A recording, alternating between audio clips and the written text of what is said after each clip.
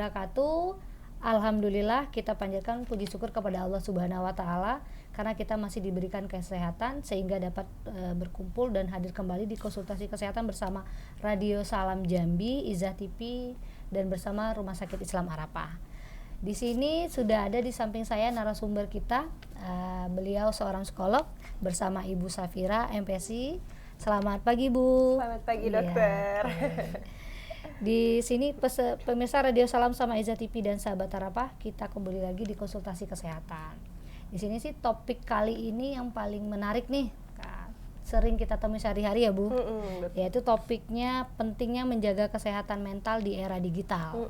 Nah, ini Bu mengenai topik ini, kenapa ya kita ambil topik ini Bu? Sama sedikit mungkin Ibu jelaskan nih di era digital sekarang ini seperti apa yang akan terjadi tentang kesehatan mentalnya. Silakan Ibu Safira. Nah, kenapa ya kita penting gitu ya mengangkat tema mengenai kesehatan mental di era digital gitu. Yang pertama, karena di era sekarang ini di dunia digital itu sudah sangat melekat dengan kehidupan kita. Mulai dari kita bangun tidur hingga kita tidur lagi, seringkali kita selalu terhubung dengan layar gitu, baik handphone, laptop atau sosial media gitu.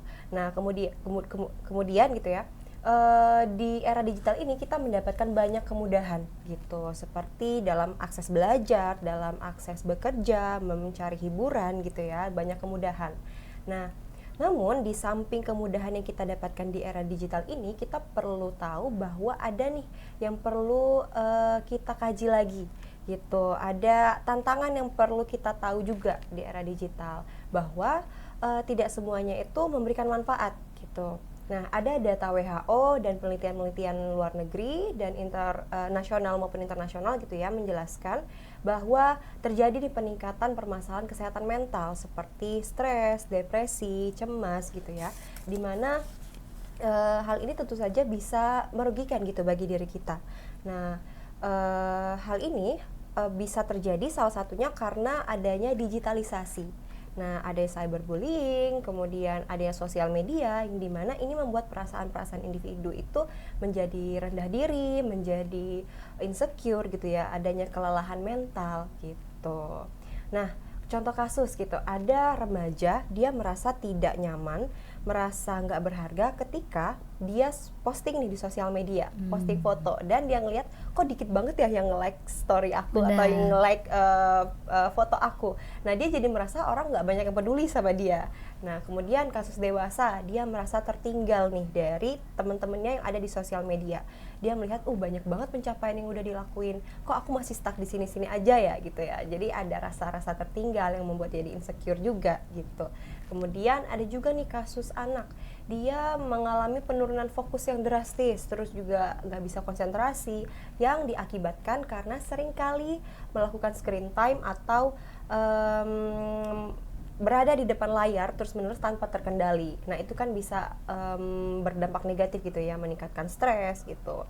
Nah, jadi memang penting untuk mengangkat tema ini agar kita bisa meningkatkan awareness kita, kesadaran diri kita bahwa kesehatan mental ini sangat penting di era digital saat ini. Kita perlu bijak dalam membawa diri untuk bisa menjalani hidup di era digital dengan lebih baik dan sehat mental. Oke, itu sedikit penjelasannya Bu ya. Betul. Oke, baik. Di sini juga nih Bu, sering kali nih Bu, kalau kita sakit fisik, kalau saya kan secara medis nih Bu, kebetulan saya juga dokter di sini. Itu biasanya kalau kita sakit fisiknya misalnya demam, batuk, pilek, segera nih berobatnya ke dokter, segera nih kita ke pelayanan kesehatan misalnya ke rumah sakit, ke klinik atau kemana. Tapi kalau seandainya tiba-tiba ada rasa cemas, terus rasa takut berlebihan, biasanya sih biasanya tuh kita lebih memilih untuk coba diam di rumah aja deh, istirahat aja, ditumpuk-tumpuk itu masalahnya tuh Bu. Nah, terus gimana ini? Ada nggak dampaknya akan pribadi kita untuk hal-hal seperti itu? Oke, memang betul sekali ya Dok ya. Jadi emang kesehatan mental ini bedanya dengan fisik, itu kesehatan mental dia tidak nampak secara konkret gitu, tidak nampak bentuk penyakitnya. Kalau misalnya kita demam, batuk, pilek, kita kan tahu ini mungkin masalahnya di penyakit ini gitu, dan tahu harus kemana. Kalau misalnya penyakit mental terkadang kita ngerasa cemas, takut, terus ngerasa hampa, itu kita cenderung mengabaikannya karena kita juga nggak tahu nih harus ngapain. Benar. Terus kita jadi menormalisasi, mungkin ini hal yang biasa terjadi gitu. Akhirnya kita mengabaikan dan tidak mengevaluasi nih. Nah, jika dibiarkan nanti akan menjadi masalah yang lebih berat. Kita kan nggak tahu nih masalah kita itu sebenarnya sejauh apa gitu dalam diri kita. Bisa jadi kita terus memendam, kita menumpuk permasalahan emosional yang nanti bisa jadi bom waktu gitu. Nanti bisa muncul permasalahan psikologis yang lebih berat dan lebih kompleks gitu. Oke, baik. Penjelasan yang sangat bermanfaat sampai jadi tahu nih, oh jadinya seperti ini. Betul. Begitu juga sih kalau untuk sahabat Radio Salam sama Hijah TV, kalau mau tanya jawab sama interaksi boleh WA atau SMS di nomor 0821 8062 333, 3-nya 4 kali. Saya ulangi sekali lagi, boleh berinteraksi atau bertanya kepada Ibu Safira, psikolog kita pagi ini di nomor 0821 8062 3333, 3-nya 4 kali. Ini Bu, berarti kan harus aware sama diri sendiri nih bahwa ada nih ada sesuatu yang tidak beres sama diri saya gitu. Terus kalau untuk tanda-tanda kesehatan individu nih udah mulai terganggu nih, saya sepertinya harus segera nih ketemu sama Bu Safira nih, psikolog nih buat mengatasi masalah ini, seperti apa solusinya. Itu apa sih Bu tanda-tandanya yang harus kita, ini udah mulai harus ke psikolog nih saya gitu. Oke, tanda-tandanya kita sedang tidak baik-baik saja secara mental ya. Yang pertama kita bisa lihat dari perilaku kita.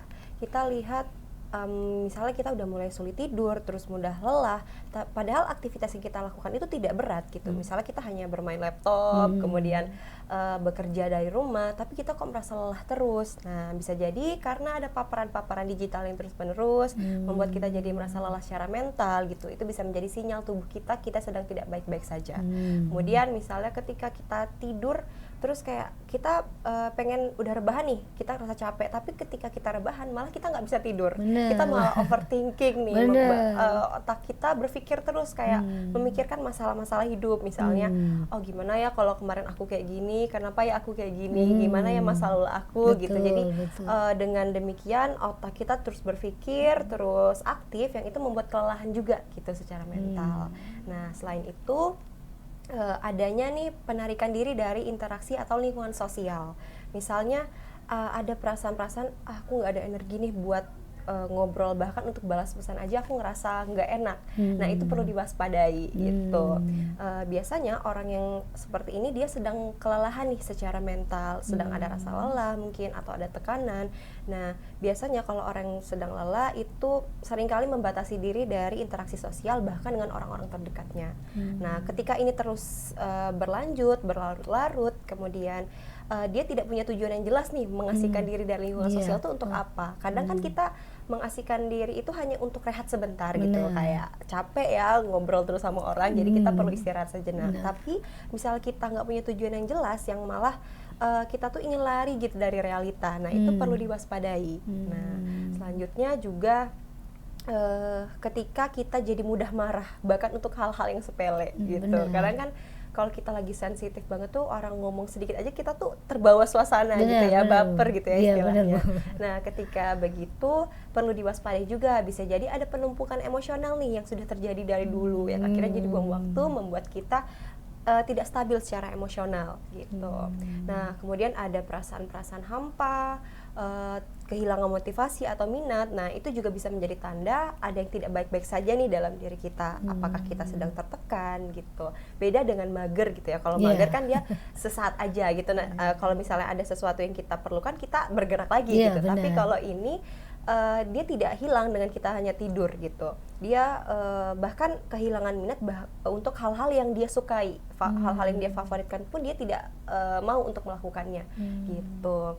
Selain itu juga ada rasa tidak berharga, rasa tidak nyaman, rasa tidak lebih baik dari orang lain. Nah, ini kaitannya sangat erat dengan sosial media gitu ya Dok. Karena seringkali ya orang-orang itu membandingkan diri dengan lingkungan digitalnya gitu, dengan lingkungan sosialnya yang membuat dia jadi merasa insecure, merasa tidak nyaman, seperti itu. Gitu. Jadi itu tanda-tandanya.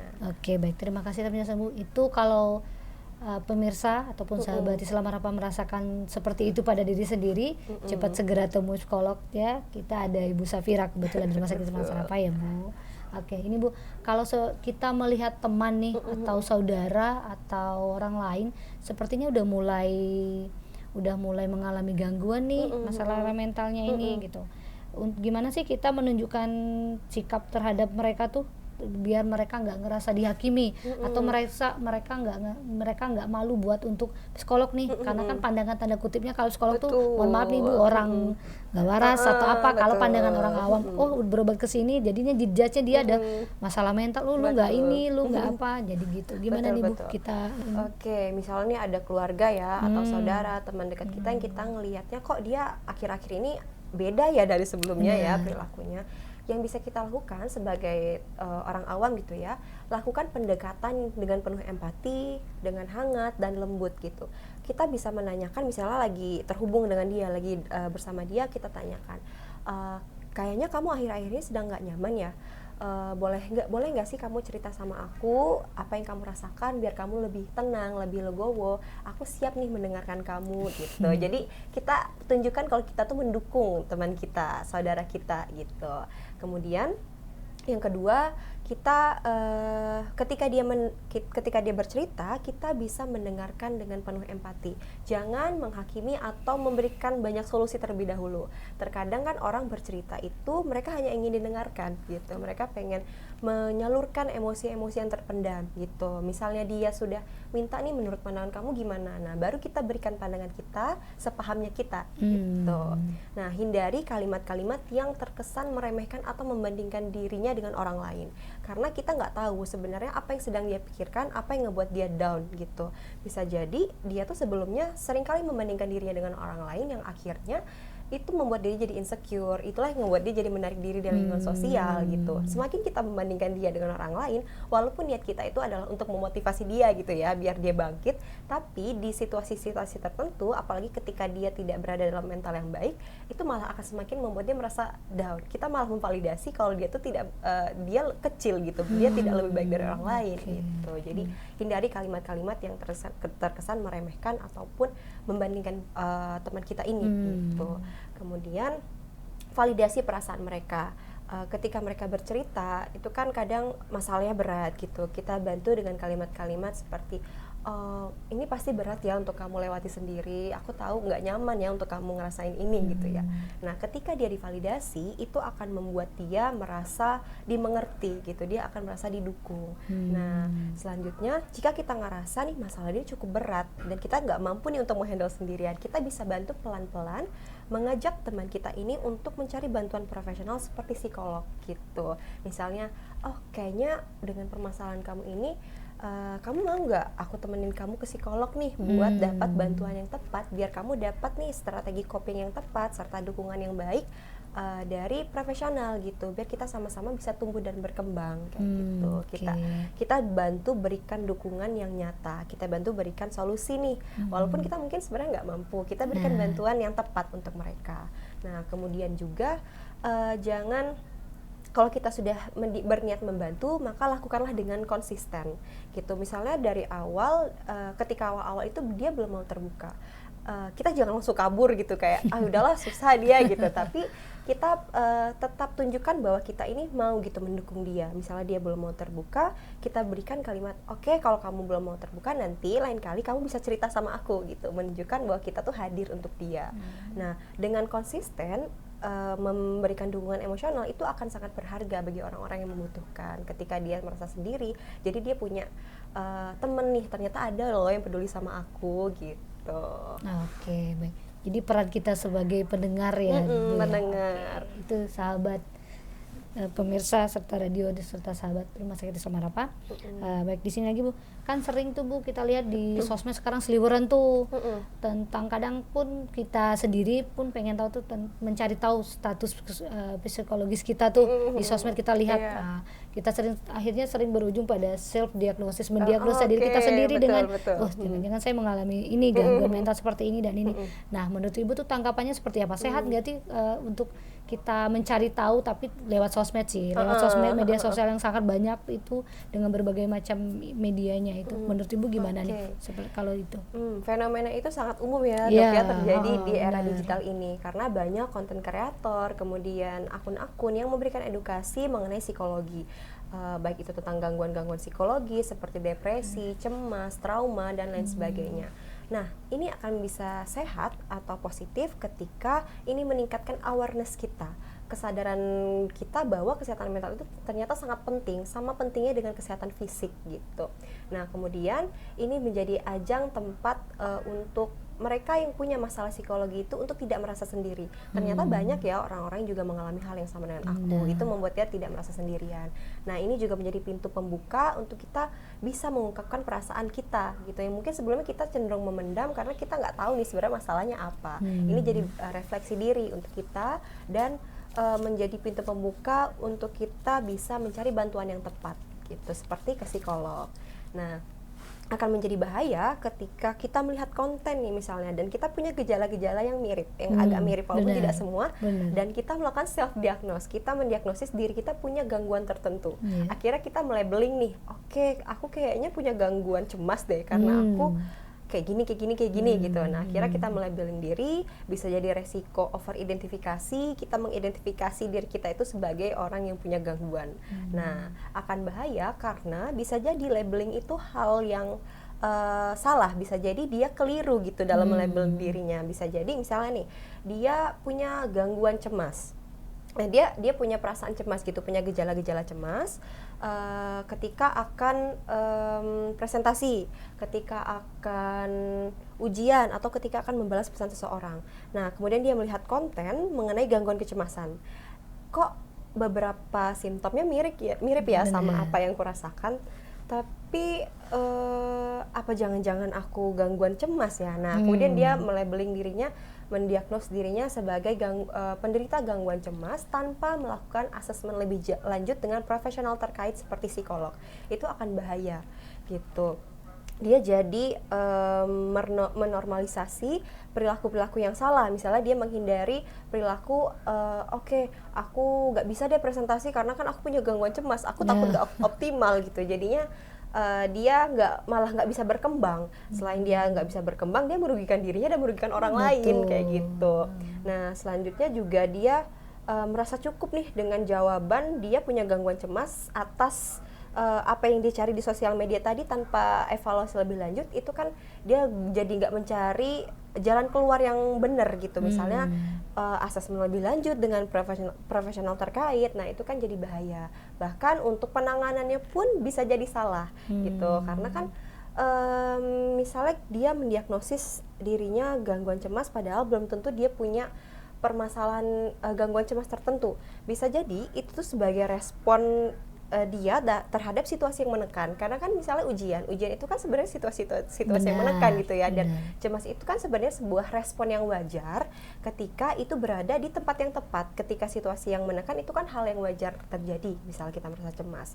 Nah, dengan dia terus merasa dia punya gangguan tertentu, akhirnya dia jadi membatasi diri dan dia bisa jadi melakukan penanganan yang tidak tepat tadi gitu. Dia mencari-cari, oke, berarti kalau aku harus makan obat ini ya, punya gangguan cemas aku punya makan obat ini, aku harus terapi ini. Nah, belum tentu sebenarnya dia sampai ke gangguan itu gitu. Bahkan sebenarnya simptom-simptom gangguan psikologis itu bisa jadi tumpang tindih gitu satu dengan yang lainnya. Misalnya depresi dengan cemas, beberapa simptomnya kan ada yang mirip ya, Dok ya. Betul. Misalnya hilang minat, overthinking, seringkali itu jadi tumpang tindih dan belum tentu diagnosisnya itu gangguan cemas gitu. Bisa jadi campuran depresi atau kecemasan gitu. Jadi nggak bisa melakukan self diagnosis tanpa ada asesmen lebih lanjut, tanpa ada evaluasi lebih lanjut dari profesional terkait seperti psikolog atau psikiater seperti itu. Oke, baik. Penjelasnya sangat jelas ya Bu ya. Jadi jangan sembarangan mendiagnosa diri sendiri mengalami gangguan mental seperti ini atau seperti ini. Konsultasikan ke ahlinya. Betul Terus kalau kita nih ke Ibu Safira salah satunya. Boleh sekali. Oke. Ini Bu, kan jadi kan lumayan agak menyeramkan dengan segala macam gangguan mental di era zaman digital sekarang ini. Strategi seperti apa sih yang harus kita lakukan biar tidak sampai jatuh ke gangguan kesehatan mental ini di era digital yang serba cepat ini, terus penuh tekanan ini di sosial medianya. Jadi netizen lebih cepat yang seperti itu. Gimana nih Bu strateginya biar kita mental kita ya semoga terjaga sehat terus. Betul. Jadi memang ya era digital ini bagi kesehatan mental itu bagaikan pisau bermata dua gitu. Bisa berdampak positif, memberikan manfaat untuk kita atau malah menjadi beban mental untuk kita. Tergantung bagaimana kita menanggapi dan membawa diri di dunia digital ini gitu. Strategi yang bisa diberikan itu yang pertama, kita perlu membangun batasan digital atau digital boundaries terhadap dunia digital gitu. Jadi paparan terus-menerus dari media sosial, dari layar, dari pekerjaan digital itu seringkali membuat kelelahan secara mental. Nah, kita perlu nih membuat batasan diri kapan kita harus offline dan online dari dunia digital gitu.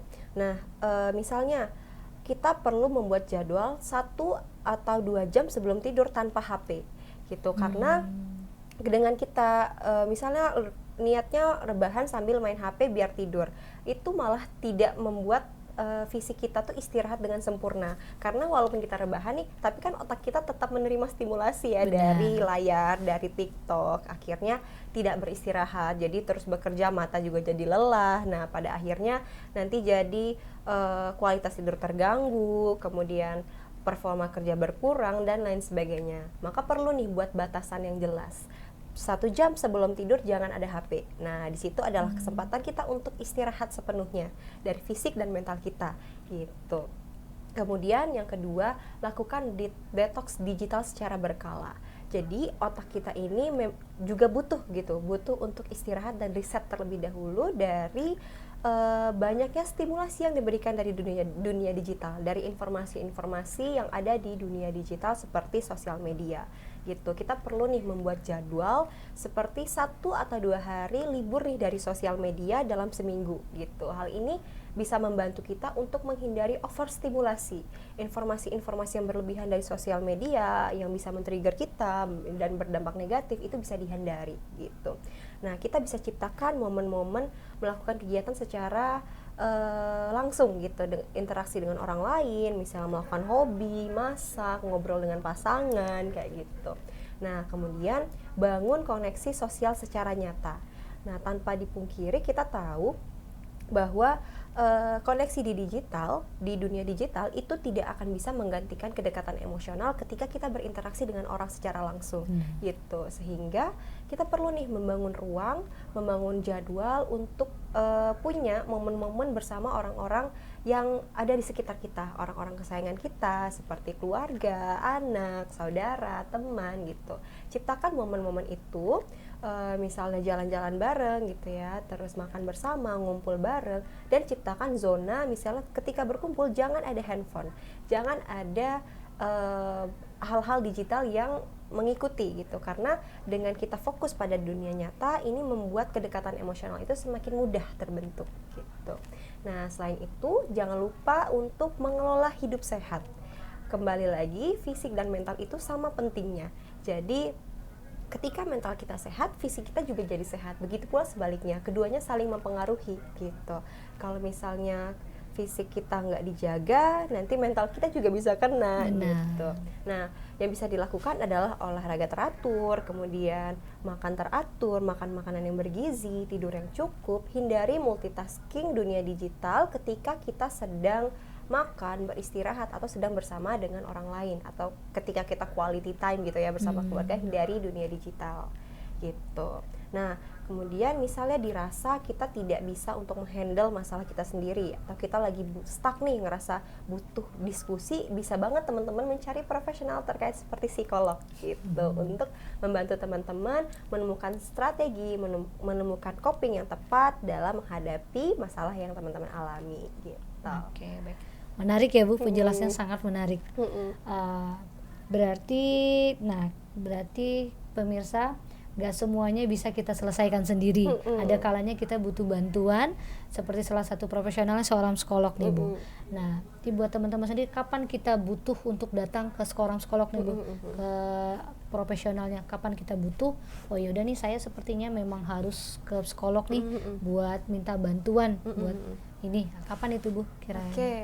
Kapan kita butuh bantuan ya? Yang pertama tadi seperti yang saya jelaskan, ketika kita sudah mendapatkan sinyal-sinyal nih dari tubuh kita bahwa kita sedang tidak baik-baik saja. Kita jadi mudah marah, kemudian cara berpikir kita jadi cenderung negatif gitu ya. Jadi, kita merasa sulit tidur, performa diri kita berkurang, kemudian kita punya perasaan-perasaan tidak berharga, menarik diri dari lingkungan sosial, atau bahkan sekecil kita sedang merasa bingung nih, kita sedang merasa stuck. Nah, ini adalah saat yang tepat nih untuk kita mencari profesional terkait. Kemudian ketika kita ingin lebih tahu lebih dalam gini tentang diri kita, nah kita bisa nih ke psikolog untuk mendapatkan asesmen lebih lanjut. Kira-kira aku nih orangnya seperti apa ya, atau ada yang salah nggak ya dengan diri aku. Nanti akan diberikan asesmen seperti tes psikologi gitu ya, untuk membantu teman-teman memahami lebih dalam mengenai diri teman-teman. Oke, jadi kalau sudah merasakan ciri-ciri tersebut, silahkan minta bantuan profesional, salah satunya bersama seorang psikolog. Nah nih, bicara soal bantuan profesional, Rumah Sakit Islam Arafah menyediakan sekarang layanan psikolog loh, bersama Ibu Safira. Bertemu sama Ibu Safira setiap hari Senin sampai Sabtu ya Bu, dari jam 13.00 sampai 16.00. Betul sekali. Jangan ragu untuk datang kalau memang butuh bantuan, karena tidak semua masalah bisa diselesaikan sendiri. Betul sekali. Ini Bu, orang-orang tuh taunya sebenarnya layanan psikolog tuh apa aja sih yang termasuk dalam layanan psikologi yang dapat Ibu berikan? Apa aja nih, kecuali selain konsultasi mungkin atau hal-halnya bisa Ibu jelaskan? Oke, jadi betul sekali ya Dok, sekarang Arafah sudah menyediakan layanan psikologi nih untuk teman-teman yang butuh nih bantuan psikologi. Dan di sini kita menyediakan layanan psikologi mulai dari anak, remaja hingga dewasa. Nah, layanan yang kita berikan itu mulai dari konsultasi psikologi, terapi psikologi, dan asesmen psikologi bagi yang membutuhkan dan sesuai dengan kebutuhan gitu.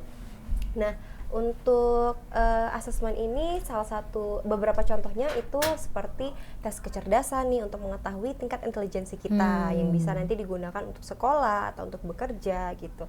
Kemudian tes perkembangan nih untuk ayah bunda yang pengen tahu perkembangan anaknya seperti apa secara psikologis gitu. Terus tes kesiapan sekolah nih, tes kesiapan sekolah ini bisa ayah bunda gunakan untuk anak-anaknya ketika akan masuk SD gitu. Terus ada tes kepribadian, kemudian ada tes evaluasi permasalahan psikologis juga. Nah, teman-teman yang membutuhkan nih bantuan, kemudian butuh untuk mengenali diri, potensi diri, kemudian butuh untuk mencari solusi, sangat boleh nih datang ke ruang konsultasi di Rumah Sakit Arafah Jambi bersama saya. Gitu. Nanti kita akan sama-sama mencari, berdiskusi dan menemukan hal-hal yang tepat untuk bisa membantu teman-teman berkembang dan tumbuh menjadi lebih baik kayak gitu. Oke, sangat banyak ternyata ya Bu, bukan hanya masalah konsultasi, masalah kesehatan mental, untuk kesiapan anak sekolah pun, untuk para bunda dan ayah bisa. Oke, baik. Sangat bisa. Oke. Pada pemirsa Radio Salam atau Iza TV dan sahabat Arafah, kalau mau bertanya kepada seorang pakar nih, udah ada selama Ibu Safira di sini. Silakan untuk layanan konsultasinya di 0821 8062 333 dan 3. Oke. Dari penjelasan yang sangat banyak, yang sangat bermanfaat itu, yang luar biasa Bu, sangat ternyata peran ini sangat penting untuk kita kesehatan mental di era digital yang sekarang. Oke Bu,